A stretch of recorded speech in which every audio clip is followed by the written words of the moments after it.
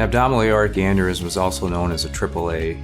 An aneurysm is simply a bulge in a blood vessel. So anytime a blood vessel weakens, it will enlarge. An abdominal aortic aneurysm is one of the more dangerous or lethal aneurysms that can exist in the body.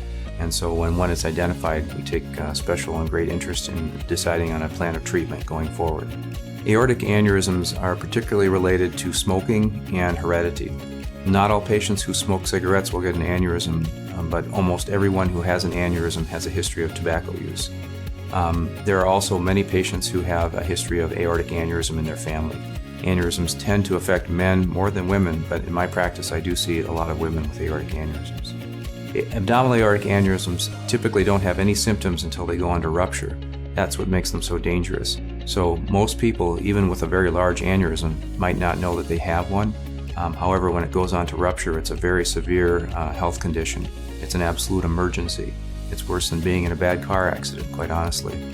But when we identify an aneurysm, we make a determination whether it would be best repaired with a stent or with open surgery. However, when aneurysms are small and the physician makes that determination, most of the time we observe them. The good news is if we identify an aneurysm ahead of time and treat it, patients do well, leave the hospital, and live long, healthy lives. You can put that in your rearview mirror.